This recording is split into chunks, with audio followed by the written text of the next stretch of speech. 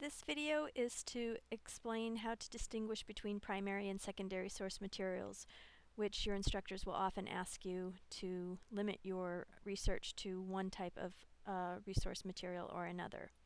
So, what is a primary source document? It's basically a first-hand account that was created during the time the event took place or later by people who participated in the event. So they're original materials that don't analyze any kind of other materials or context. Some primary source examples include photographs, videos, letters and diaries, speeches, laws, historical newspapers, interviews, works of art, plays, novels, or poems, documented observations, and original research. So these are all different examples of primary source materials. Secondary sources are created later by someone who did not experience firsthand the events or conditions you're researching.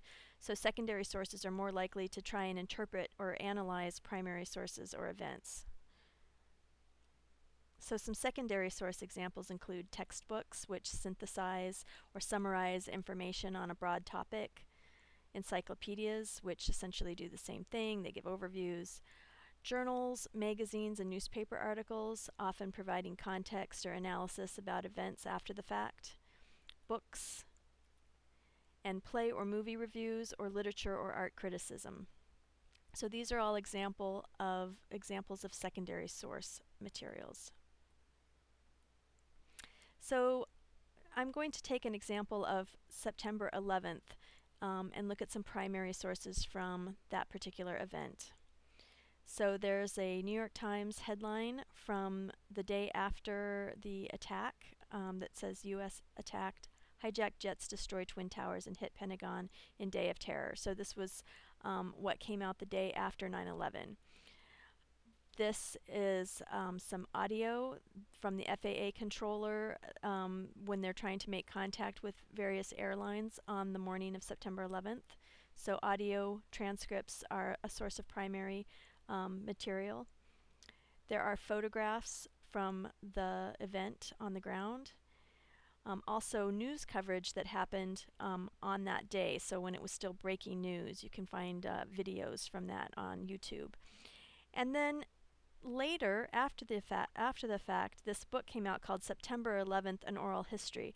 Now, even though this is a book, it's considered a primary source document because the whole book is comprised of oral narratives, stories basically, of people and their experiences from that day. So they are people who actually participated in the event, and therefore their histories are considered primary source materials even though they came out after the event. So some secondary source materials from September 11th would include this Life article that came out 10 years later and talked about all the changes that have happened since 9/11. A movie by Michael Moore called Fahrenheit 9/11, and also a book called Debunking 9/11 Myths, Why Conspiracy Theories Can't Stand Up to the Facts. So these are just some examples of materials that have come out after the fact that are secondary source materials. So you can have a newspaper article or a magazine article that happens at the time of the event, and it could be primary, but then if something is analyzing the information after the fact, that would be considered secondary. Another example of a primary source document would be the poem "O Captain, My Captain" by Walt Whitman. This is an image of the actual poem, so the text of the poem is the primary source material. The secondary source material would be criticism of that poem. For example, an article called An Overview of "O Captain, My Captain" by Juan Hochman from the publication Poetry for Students. So this is a critical essay commenting about that poem. This would be a secondary source. The final example that I'm going to use is of research. This is a primary source document. It's an article related to tracking and identifying whale sharks using a program that is used in astronomy for identifying stars.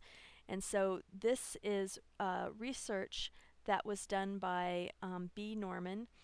He actually came up with this program, this algorithm that would use the spots on whales and be able to identify them as individual whales using this algorithm used in astronomy for identifying star patterns. So this is the actual research. It shows all the formulas that he used, his diagrams, etc. And so it was written by the researcher who performed the research. So even though this is an article in a journal, it's considered primary source material.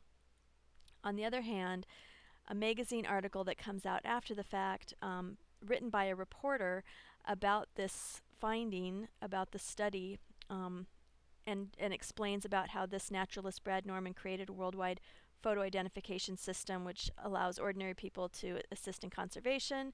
And this is just a magazine article. It's not scholarly, and it's just sort of reporting on the findings from the previous research. So those are some examples of how to identify and distinguish between primary and secondary source materials. And I hope this will help you in the future when you need to do research of various kinds for your courses.